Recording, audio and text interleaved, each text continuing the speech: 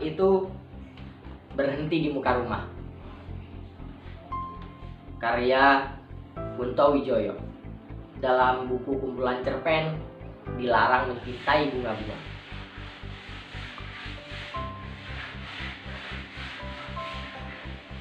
Kalau bukan karena anak saya, mungkin saya tidak berkenalan dengan kakek tua yang tinggal di ujung jalan itu. Saya bekerja pada sekolah dusun dan harus berangkat pagi-pagi sekali. Orang kampung tak ada yang berangkat sepagi itu. Jadi hanya kadang-kadang saja saya dapat melihat kakek di atas gerobaknya. Bila ia lewat di jalan dekat tempat saya mengajar, saya senang berkenalan dengan siapa saja. Karena itu, alangkah senangnya saya karena anak saya dapat berkenalan dengan kakek, dan sejak saat itu mungkin saya atau anak saya lah orang yang paling dekat dengan kakek. Dia telah menganggap saya sebagai anaknya dan anak saya sebagai cucunya.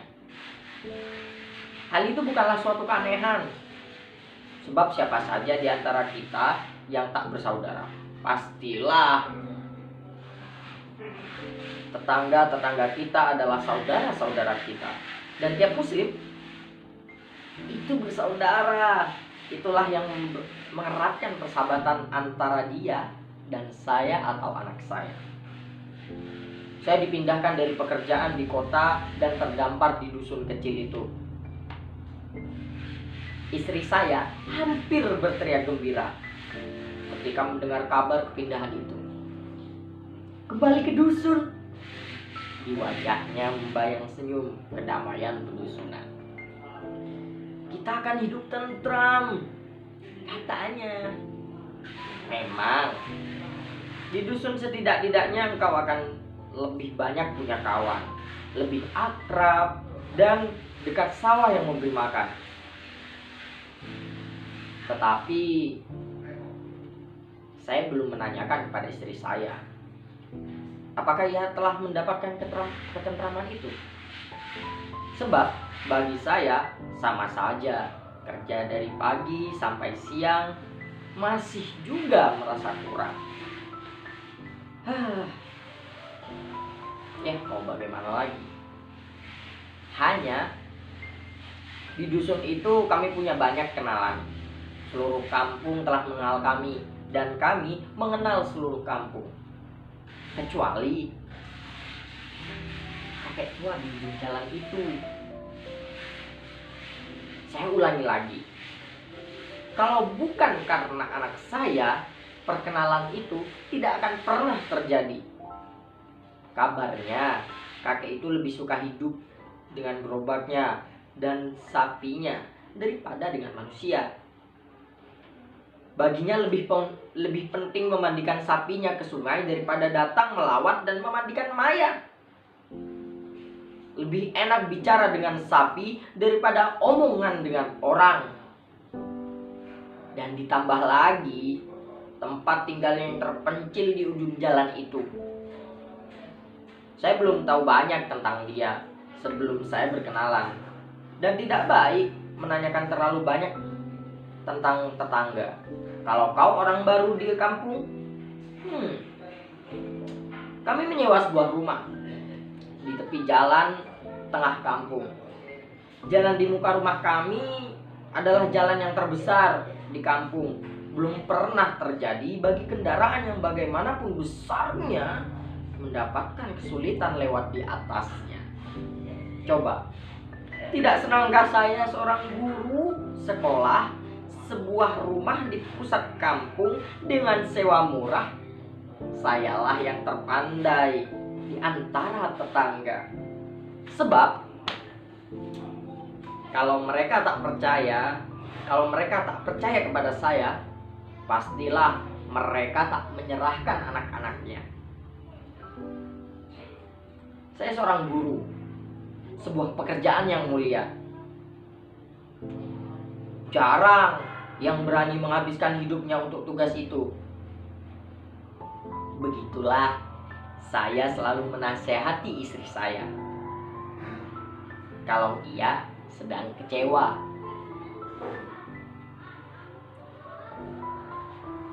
"Tapi kau istri seorang guru," kata saya selalu. Dan sebenarnya lah, istri saya adalah istri guru yang mengerti jabatan suaminya. Saya tak pernah mengulang lagi nasihat saya itu pada istri saya.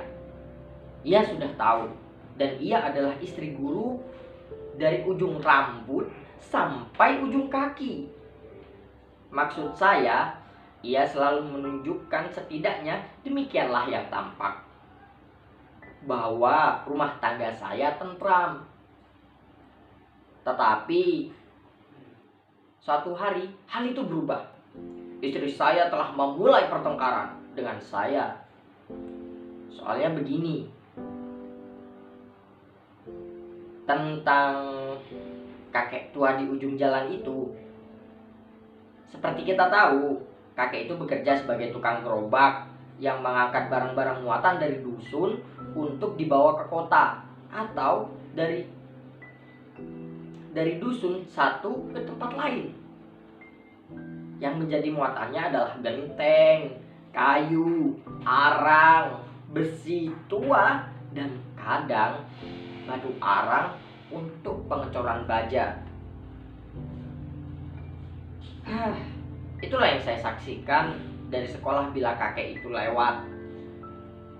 Dan kakek selalu pulang malam hari.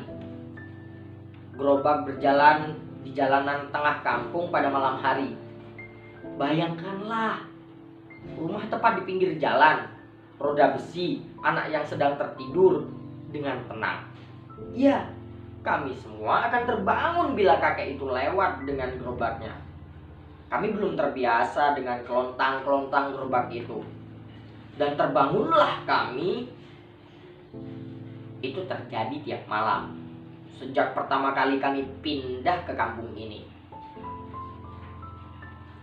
Istri saya adalah istri yang paling ceria, paling cinta pada anaknya. Oleh karena itu, ia benar-benar marah pada gangguan yang tiap malam datang itu. Dan sekali terbangun, anak saya tak pernah mau tidur lagi sampai pagi hari. Memang menyusahkan, tapi menurut pendapat saya, istri saya sangat keterlaluan. "Tegur kakek itu," ia memerintah saya. "Bagaimana bisa?" saya berkata. "Suruh dia pulang malam-malam, suruh dia tidak pulang malam-malam begini. Apa orang setua dia tak tahu aturan? Tidak baik bertengkar dengan tetangga, Ima." Saya menyabarkan. "Ingat, siapakah kita ini? Apa pekerjaan suamimu? Tapi kalau anak kita telah mulai sakit macam ini, bagaimana?" Memang anak saya sudah mulai pilek. Mungkin karena selalu terbangun malam hari itu, istri saya menimpakan itu semua pada kakek. Lalu bagaimana follow up-nya? Ya, itu terserah dia sendiri. Tapi kita orang baru di sini, orang-orang lain tak pernah merasa terganggu. Biarlah, kalau anak itu nanti sudah biasa, ia toh tak akan terbangun lagi. Memang orang-orang lain tak punya telinga. Terserah, ini anakmu juga. Mula-mula saya dapat menyabarkan istri saya dengan mengatakan bahwa keluarga kami adalah keluarga guru. Sayang, anak saya berbuat lain lagi. Saya pura-pura tertidur, terus seolah tak ada gangguan apapun. Meski kakek lewat dengan gerobaknya yang memekakan itu, dan kemudian terdengar anak yang menangis di samping saya, istri saya bangun, lalu mengemban anak saya dan berjalan mondar-mandir dalam rumah. Dan pagi-pagi, istri saya menegur, "Hebat," katanya. "Apa yang hebat?" kata saya. Ada telinga yang tak mendengar bunyi geluduk sekeras itu. Maksudnya tentulah gerobak kakek. Dia, seorang perempuan istri guru, mengatakan kata-kata sekasar itu. Dia ingin mengatakan bahwa saya peka. Itulah tujuan kata-katanya itu. Coba, istri seorang guru. Kalau saya pedagang dan istri saya pedagang, itu tidak apa. Kalau saya pegawai bea cukai dan istri pegawai bea cukai, tak apalah. Tetapi saya guru, dengan istri saya seorang guru. Istri saya mulai kasar terhadap suaminya. Biarlah untuk pertama kali saya dapat memaafkannya. Nanti akan tiba saatnya ketika telinga sudah terbiasa dan istri saya tak teringat lagi hal itu. Anak saya itu, umurnya yang 3 tahun itu, masih merepotkan juga. Selalu dia terbangun, dan untuk meyakinkan bahwa tidak ada yang perlu diributkan, saya terus pura-pura tidur. Namun, akhirnya saya tak dapat terus berpura-pura. Ketika anak saya terbangun dan menangis, segera saya raih. "Lihat, dia sudah mulai kurus," istri saya berkata dari depan. Saya mondar-mandir di depan kamar dengan anak saya di tangan. Saya pikir justru agak sedikit gemuk, kata saya. "Coba raba," saya tunjukkan kaki anak saya. Saya sendiri merabanya dan terasa kakinya agak dingin. Saya heran, kenapa orang setua dia tak punya perasaan. Istri saya mulai menyerang kakek lagi. "Diamlah, Ima. Ku minta jangan mengingat dia lagi. Terimalah ini sewajarnya. Itulah yang dapat dikerjakan." "Kalau itu saya sendiri tak peduli. Tetapi itu anak kita," ia menjawab dengan menekankan kata kitanya. "Ya, ku minta geluduk itu dibuang saja." Jadi teranglah sudah, istri saya telah mengganti gerobak dengan istilah barunya, geluduk. Keterlaluan. Untunglah tak seorang tetangga pun yang tahu kesulitan keluarga saya itu. Istri saya sampai saat itu tak pernah menyatakan keluhan pada tetangga, sebab itu akan menyakitkan hati kakek atau tetangga yang simpati pada lelaki tua itu. Saya bangga dengan istri saya mengingat kenyataan ini. Istri saya, istri seorang guru. Tentu saja itu semua adalah hasil didikan saya. Engkau istri seorang guru, Ima. Tampaknya nasihat itu sangat keramat terasa. Dan begitulah tiap malam. Bila malam sudah dingin dan orang tertidur dengan pulas, gerobak kakek akan lewat dengan kelontang-kelontangnya yang keras. Mungkin semua orang pun terbangun. Ini sudah kusadari ketika saya mendengar deham-deham dari tetangga. Tetapi mereka itu tampaknya senang saja, bahkan berbicara tentang gerobak kakek dengan gembira, seolah-olah tak ada gangguan apa-apa. Pernah seorang tetangga mengatakan demikian. "Berkat kakek yang pulang malam itu, kampung selalu aman. Kedatangan kakek dengan gerobak malam hari itu akan membangunkan mereka. Dan bila semua orang terjaga, keamanan kampung akan terjamin terjaga." Tidak pernah ada pencuri yang masuk kampung. Dan pernah seorang guru mengaji di suatu surau mengatakan begini pada murid-muridnya. "Ingatlah pada Tuhan. Bila kau bangun malam-malam, kalau kau terbangun ketika kakek itu lewat, ucapkanlah syukur kepada Tuhan." Jadi, bagaimana dengan istri saya? Mungkin di seluruh kampung ini hanya saya dan istri saya yang menyusahkan gerobak itu. Betul-betul satu hal yang tak baik. Itu berarti memusuhi orang kampung. Bagaimanapun juga, akibatnya saya akan bertahan dan menyabarkan istri saya. Saya membujuk dengan mengatakan bahwa justru gerobak itu membawa kebaikan. Alasannya alangkah gampang. Saya seorang guru. Ketika suatu malam anak terbangun, segera saya meraihnya dan kata saya, "Nasihatilah seseorang setelah kau senang hatinya, dan membawa anak saya adalah jasa pada istri." Tak seorang pun maling akan masuk kampung ini selama kakek masih lewat malam-malam begini. Saya menirukan tetangga-tetangga. Tapi mengganggu orang malam-malam begini lebih dari maling. Ia mengutuk. "Kau istri guru, Ima." Saya hampir berteriak. "Cobalah, jangan sia-siakan kesempatan. Kalau kau terbangun malam begini, alangkah baiknya kau mensyukuri nikmat Tuhan yang telah dilimpahkannya. Tidak ada gunanya, Ima." "Ya, syukur harus dengan hati yang suci, jangan dengan hati yang marah. Mensyukuri nikmat Tuhan bukan hanya kerja sambil lalu." Ya, diamlah. Besok kita bicarakan itu. Besok mintalah pindah kerja. Jangan keras-keras, Ima.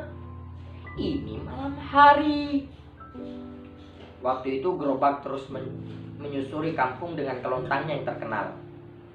Batu-batu di jalan itu menyebabkan suaranya nyaring dan keras. Anak saya tak mau tidur lagi. "Kapan kita pindah? Pindah kerja atau pindah rumah yang tenang?" Istri saya mendesak lagi. "Ku minta kau tenang, Ima. Biarlah anak ini saya yang menidurkan kalau terbangun. Kau boleh tidur saja terus. Silahkan." "Bagus. Coba, sampai kapan kau kuat mengerjakan itu? Bangun malam dan memban anak sampai berjam-jam," kata istri saya. Dan ia pun lalu kembali tidur. Sejak itu, saya baru tahu bahwa istri saya tidak bersalah. Dia hanyalah seorang ibu yang sayang pada anak. Dia berhak menuntut itu semua. Tetapi juga kakek itu, tak seorang pun dapat melarang dia bekerja selama tidak bertentangan dengan agama atau undang-undang negara. Juga saya atau istri saya tidak bisa melarangnya dengan alasan apapun. Setelah itu, saya yang bangun dan mendukung anak saya. Begitu rewel anak itu. Baru bila pagi datang ia tertidur, dan saya lalu berbaring kembali. Oh, hampir saya tidak bisa membuka mata kembali. Kalau saja saya bukan guru yang harus mengajar anak-anak. Kadang-kadang saya perhatikan istri saya, ternyata dia pun tak bisa tidur dengan enak kalau saya sedang bangun menidurkan anak. Kabarnya saya sudah sering mengantuk di sekolah. Mata saya merah dan tak dapat memusatkan perhatian. Saya mulai bisa memarahi murid-murid. Istri saya mulai memperhatikan keadaan saya. Katanya pada suatu hari, "Cobalah usahakan sesuatu. Tak ada jalan lain. Pikirkan, pindah atau bagaimana." "Atau bagaimana?" kata istri saya. "Apa artinya itu?" Saya tak punya akal lain lagi kecuali bertahan terus. Anak kita sakit-sakitan, usahakanlah pindah rumah, pindah kerja, pindah kampung, atau berhenti saja bekerja. Wah. Tidak bisa. Saya mau bertahan terus. Saya tidak senang mendengar ucapan istri saya yang terakhir. Saya tidak bisa berpikir lagi. Pilek anak saya mulai keras, saya sendiri mulai dingin, dan istri saya, dia juga agak lain. Sebab akhirnya ia pun selalu terbangun dan bergantian dengan saya. Kami keluarga tidak enak badan. Suatu hari saya terpaksa tidak masuk sekolah sepanjang ingatan saya. Baru sekali itulah saya tak masuk kerja. Anak saya sakit dan harus ke dokter. Betapa harus anak itu kawan-kawan guru telah mulai memperhatikan nasib saya dan keluarga saya. Apa yang terjadi? Tak satu pun saya membohong. Kalian tak kerasan di sini.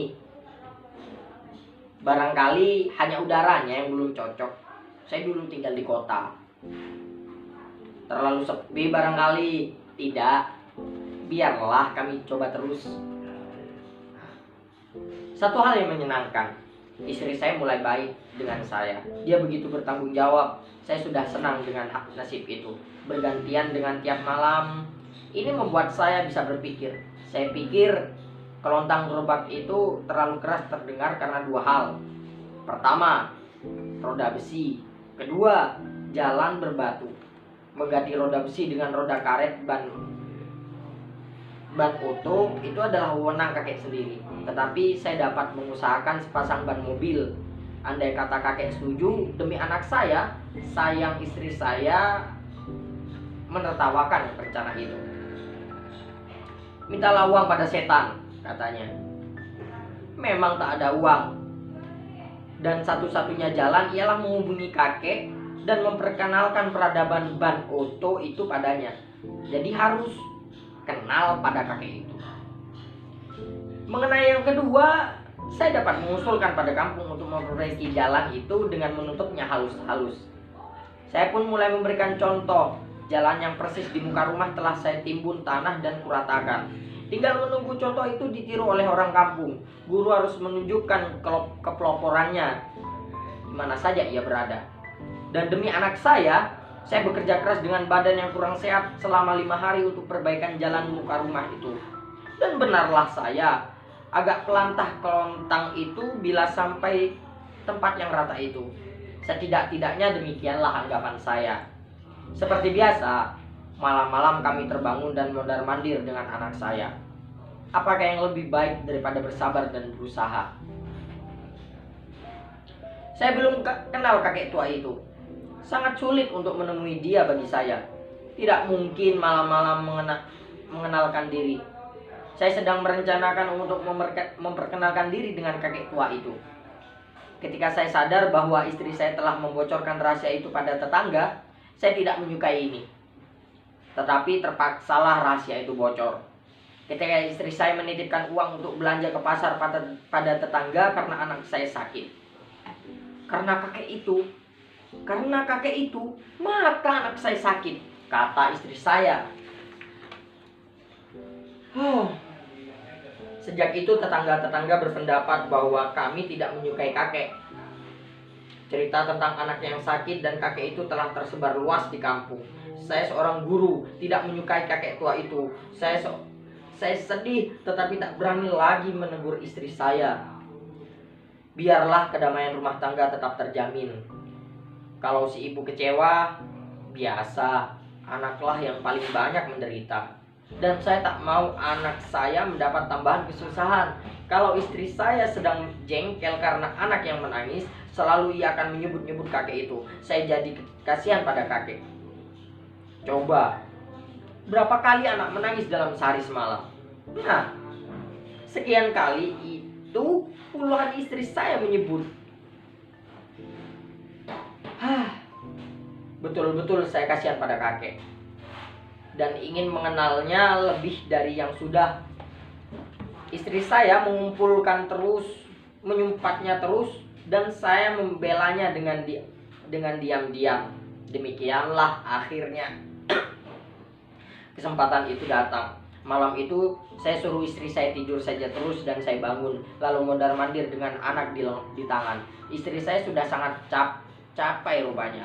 Malam sangat dingin dan larut. Sudah sejak tadi kelontang-kelontang terdengar lamat-lamat, hingga saya bertanya dalam hati, sebenarnya apakah anak saya terbangun karena suara yang keras atau karena memang terbiasa bangun malam-malam?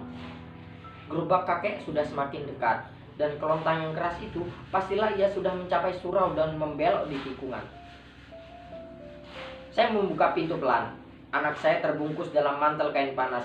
Di luar gelap. Hanya lampu yang saya pasang di pojok rumah itu menerangi sekitar. Dan sampai di jalan itu, di tengah kegelapan malam itu, gerobak berjalan dengan gontai menggoyangkan lampunya yang di bawah. Berkas-berkas sinar lampu bawah gerobak itu berselang dengan ruji-ruji roda dan kaki-kaki sapi. Gerobak itu jalan pelan saja, mengurangi suara ketika sampai di jalan muka rumah. "Selamat malam, kek." Tak ada jawaban. "Baru dari kota?" Baru tampak bayangan hitam bergerak di dalam gerobak itu. Hanya segumpal sarung dengan bayang-bayang hitam. Itulah kakek yang dibenci istriku. "Oh, iya, belum tidur si Klik itu," kata gumpalan sarung itu dengan parau dan tua. Saya belum sempat melihat wajahnya dari dekat, tetapi dapat membayangkan mukanya yang keriput. Bagaimana sebenarnya saya harus menjawab? Apakah anak saya belum tidur? Atau aku katakan yang sebenarnya? "Sudah, tapi memang ia suka bangun malam-malam, kakek. Ajaklah si Klik itu ke rumah. Aku punya anak sapi." Kemudian suaranya tertelan oleh kelontang-kelontang gerobaknya. Gerobak terus berjalan, lampunya menyala antara roda-roda dan kaki-kaki lembu. Agak lama, dan kemudian tak dengar lagi, berhenti di ujung jalan. Ketika saya ke rumah, istri saya berdiri di pintu seolah-olah dia polisi dan saya penjahat. "Kau bawa kemana anak kita?" katanya tegas. Saya masih di luar, sebab ia berdiri dan menghadang saya masuk. "Keluar sebentar." "Tak tahu, udara malam tak baik bagi anak kecil." "Anakku mesti kenal baik dengan udara malam, Ima." "Anak saya tidak." "Tenanglah, jangan keras-keras." "Mana anak saya?" Ia meraih anak saya dari tangan ayahnya. Saya mengalah, tetapi saya harus menjawab. "Ini anak kita, anak saya dan anakmu. Ingat itu, Ima." Saya mencoba tersenyum. Dia tidak. Rupanya istri saya marah betul. Sejak itu dia tak memperkenalkan saya menjamah anak itu. Dia tak mau damai. Sehari penuh ia terus mengasuh anak itu dan menggendongnya bila menangis. Sehari semalam saya menyerah. Tidak lama kau akan bertahan. Saya tahu itu sebab kesehatannya sendiri tak baik. Dan saya benar. Malam berikutnya saja ia sudah menyerah. Ketika anak saya terbangun malam itu, ia diam saja menatap saya. Saya merasa menang dan terus bangun dengan anak saya. Kelontang gerobak makin nyaring kedengaran. Apa yang sudah saya mulai dengan memperbaiki jalan tidak ditiru. Apakah ini tanda kurang hormatnya tetangga pada saya? Karena kami dikabarkan benci pada kakek tua itu. Saya tak tahu. Tiba-tiba istri saya berkata keras, "Saya sudah tak tahan. Keadaan hampir menjadi baik," kata saya mengingat perkenalan dengan kakek itu. "Langkah sudah saya mulai. Saya yakin segalanya akan jadi baik." "Mana yang baik? Tunggu sajalah hasilnya. Selama kau bilang itu, selamanya kau bilang itu. Kau istri seorang guru, Ima." Sungguh, saya menyesal telah menghamburkan terlalu banyak kata-kata keramat ini. Dia tidak, malah terus melindungi mukanya dengan bantal kecil punya anak saya. Saya tak peduli lalu membuka pintu. Dia tahu itu. "Tak usah keluar." Tak baik untuk dia. Ia menunjuk anak yang mulai tenang di tangan saya. "Biarkan saya. Tak akan kedinginan. Dalam tangan saya tak ada yang dapat kedinginan." Saya membenarkan selimut anak saya. Sebenarnya memang malam itu sangat dingin, tapi kedinginan saya bertemu kakek tak dapat ditahan. Pribadi kakek itu menimbulkan rasa ingin tahu yang besar. Dan saya membuka pintu, melangkah keluar. Gerobak itu telah dekat dan luar suara kelontang itu tidak menyakitkan. Saya heran. Anak saya sangat tenang, mungkin mulai tertidur. Tidak, saya sangka dari gerobak itu muncul bayangan kakek turun dari gerobak dan sapi-sapi berjalan terus. Kakek menatap saya, naik ke serambi. Pagar rumah saya tak berpintu. Mudah saja ia ke serambi. "Belum tidur si Klik?" ia bertanya. "Sudah," kata saya. "Sampai jauh malam, kakek." "Ya, begitulah biasa." Keluarkan bungkusan dari sarung dan diberikan kepada saya. hampir di muka hidung saya. Ini gula-gula untuk Kelly. Waktu itu gerobak sudah lewat rumah saya.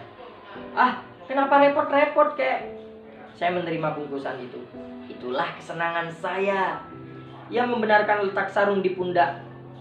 Pasti anak saya ketakutan dengan pakaian hitam di tengah malam begini. Kalau saja ia bangun. Gerobak itu makin menjauh. Kakek tahu gerobak hampir mencapai rumah. Datanglah ke rumah saya. Saya tinggal di ujung timur jalan ini. Terus saja. Yang ada gerobaknya. Anak ini dibawa. Ia menjentik pantat anak saya dan terus pergi. Tak terdengar kelontang gerobak lagi. Telah sampai dan berhenti di muka rumahnya, kakek lari-lari kecil mengejar gerobak yang telah berhenti itu. Di tangan saya menggenggam gula-gula dari kakek untuk anak saya. Saya terdiam untuk beberapa saat mengenang kakek. Kakek yang tua dengan sapi yang setia. Jadi saya terkejut ketika istri saya membuka pintu dan bilang, apalagi kerjamu itu? Tunggu. Saya mulai kenal dengan dia. Saya kira ia mau marah. Ternyata tidak. Nah, cobalah bilang tentang gerobaknya yang membisingkan itu.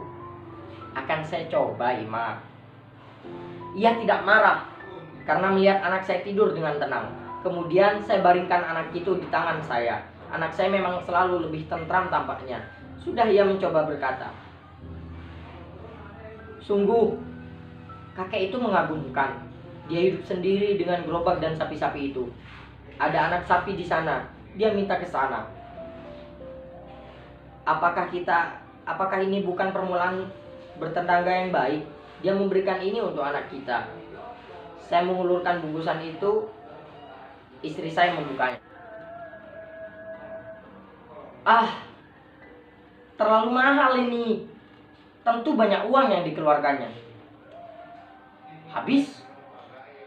Dia senang itu. Kasihan. Istri saya sudah mulai kasihan dengan kakek itu. Istri saya memang orang baik. Dia mulai menghentikan serangannya yang tak beralasan pada kakek. Bila anak saya bangun pagi tersedia apa-apa untuk dimakan dari kakek itu. Dengan makanan itu, istri saya ada keberatan. Sebab kalau anak telah terbiasa, ia akan menyulitkan kami. Saya hanya seorang guru rendah saja. Tampaknya anak saya mulai mengerti dengan kakek itu pula. Ia tak mau tidur sebelum kakek menemuinya. Tiap malam ia terbangun untuk bertemu dengan kakek sahabatnya yang baru. Saya mulai bersahabat baik. Hari Minggu kakek mulai beristirahat dan saya bermain ke sana dengan anak saya di ujung jalan.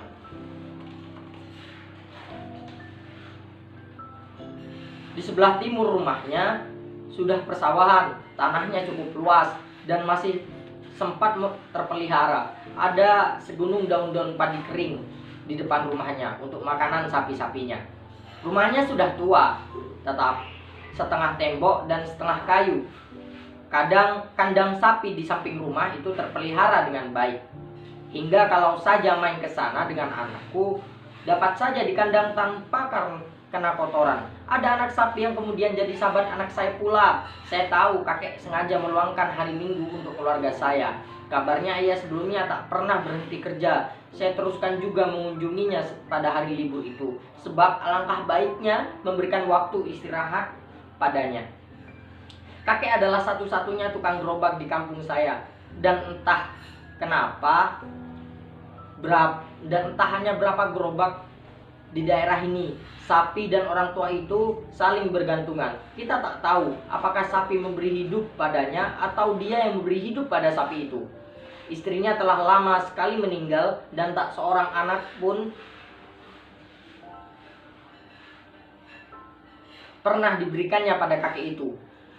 Ia akan sangat kesepian andai kata tidak ada orang-orang di kampung itu. Dan saya yang terakhir, jika tidak ada saya dan anak saya, kakek orang yang baik. Bahwa ia lebih senang bergaul dengan sapi-sapinya daripada dengan orang sama sekali tidak betul. Ia sangat pandai bergaul dengan anak saya. Saya lebih suka mengatakan bahwa kakek adalah orang yang cinta pada kerja. Bila saya sedang mengajar dan kakek lewat, saya akan menghentikan pelajaran sekejap untuk melambai pada kakek itu. Dengan demikian, saya bermaksud untuk mengajar anak-anak menghormati orang tua itu. Ia adalah orang baik. Anak-anak, orang yang mencintai kerjanya adalah orang yang baik juga dengan anak saya. Kakek makin senang. Kakek akan meloncat dari gerobak dan berhenti di serambi. Gerobaknya berjalan lurus. Anak saya berkelakar dalam gelap itu. Anak saya sudah bisa tertawa senang. Ini adalah kemenangan saya atas istri saya. Kebetulan sejak kami kenal baik pada kakek itu, anak saya baik pula kesehatannya. Ini anak saya berkata pada istri saya. Udara malam justru membuat sehat. Ia tak dapat membantah, mencoba mengalihkan perhatian. Tapi kasihan kakek itu. Tapi kalau kau punya anak laki-laki, jangan coba mengajar dia jadi perempuan. Karena itu, anak saya jadi sehat. Membuat repot orang setua dia. Anak saya tahu menghargai orang. Dan anak saya itu memang ia selalu terbangun untuk memberi waktu sahabat tuanya itu. Tapi ia lalu tidur lagi dan dengan pulas. Kebiasaan itu berlangsung terus. Kakek mesti membawakan sesuatu untuk cucunya. Cucu, demikian ia memanggil anak saya. Kadang anak saya tidak terbangun, misalnya karena terlalu lelah. Terpaksalah saya berdiri sendiri di serambi menantikan kakek itu. Saya berpedoman, jangan sekali-sekali membuat kecewa orang. Apabila orang setua itu, istri saya sekarang justru kasihan pada kakek kelontang-kelontang itu, tak mengganggu lagi. Namun pernah juga saya coba untuk mengabarkan tentang ban oto yang tak berbunyi itu. Lebih enak dan ringan, kata saya. Tampaknya kakek ada perhatian, sebab anjuran itu datang dari saya, sahabat yang terbaik, ayah dari cucunya, dan seorang guru sekolah. Anehnya, bagi istri saya, nasihat saya tentang ban oto itu diartikannya sebagai usaha supaya anak tidak terbangun, dan kebiasaan kakek menemui anak itu lenyap, hingga kakek tak usah lagi mengeluarkan uang atau turun dari gerobak pada malam sedingin itu. Saya biarkan istri saya berpikir sesukanya. Dengan kakek saya bilang apa saja, dan kakek dapat mengatakan apa saja pada saya. Saya menasihati kakek tentang ban oto itu karena kami telah berjanji untuk saling menasihati dan memperingatkan. Kakek sudah tua, perlu nasihat yang muda, dan saya masih muda, perlu nasihat yang tua. Begitulah kakek menyuruh saya rajin ke surau. Menurut cerita orang, kakek akan berhenti di mana saja di jalan dan sembahyang bila waktunya tiba. Pendek kata, kami telah bersahabat baik. Saya mengantar makanan dari istri saya untuk kakek, dan anak saya selalu menerima dari kakek macam-macam makanan. Orang kampung suka mengabarkan tentang makanan-makanan yang istimewa bagi tempat-tempat tertentu. Dusun mana ada makanan enak, apa, dan seterusnya. Itulah yang sering dibawa oleh kakek. Saya jadi kenal dengan macam-macam makanan. Maksudnya untuk anak saya, tetapi kadang-kadang untuk ayah atau ibunya anak saya juga. Terlalu banyak untuk anak sekecil itu. Istri saya kadang-kadang mengganti pemberian kakek dengan makanan-makanan yang murah untuk menjaga jangan anak terbiasa dengan makanan yang nanti sulit didapat. Bagaimanapun juga, saya tetap berpendapat supaya kelontang-kelontang gerobak itu berhenti. Anak saya tidak boleh punya kebiasaan yang menyusahkan. Kalau itu suatu kebiasaan, atau anak saya tidak boleh terganggu lagi. Saya hormat pada kakek, tetapi hendaklah kecintaan kakek pada anak saya jangan mengganggu pertumbuhan anak saya, dan jangan menyusahkan kakek. Benar, saya sering membicarakan tentang faedah ban oto itu hingga kakek betul-betul tertarik untuk membelinya.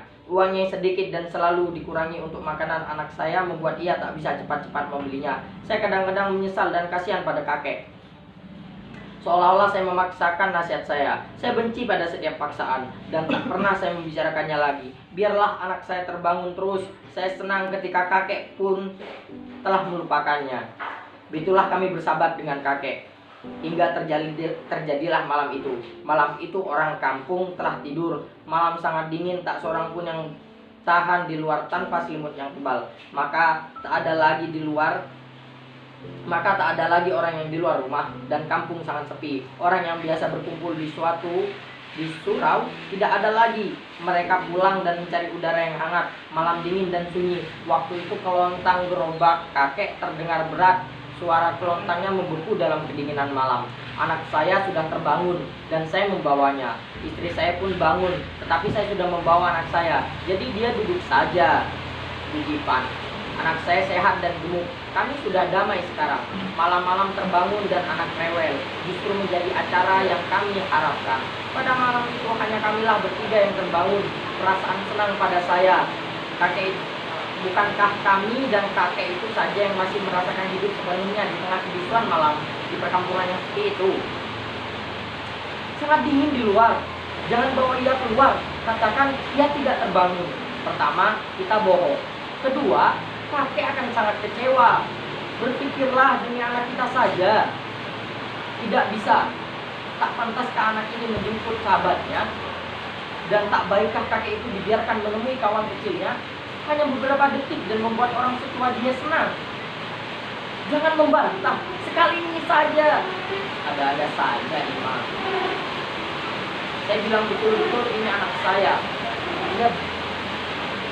Dia berkeras dan bangkit dari pipa.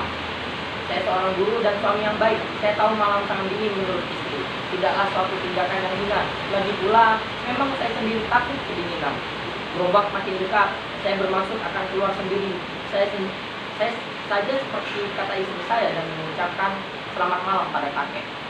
Anak di tangan saya berikan pada istri. Baru saja anak itu di tangannya, tiba-tiba saya sadar. Kelontang tak terdengar lagi. Gerobak itu berhenti di muka rumah. Lonceng kecil pada leher lembu itu jelas menyatakan ia berhenti di muka rumah. Ini luar biasa. Gerobak itu biasa terus saja jalan dan kakek terus turun sendiri. Kenapa berhenti? Tanya saya. Kenapa tak boleh? Itu saya menjawab tanpa kecurigaan. Saya belum keluar. Biarlah kakek menutup pintu. Saya dahak-dahak.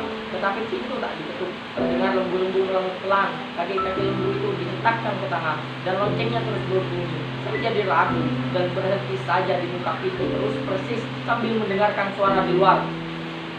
Cobalah lihat, kata istri saya. Tunggu sampai dia mengetuk.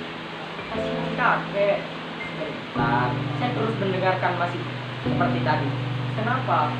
Melihat saya tak keluar, istri saya mendesak. Gerobak itu berhenti di muka rumah.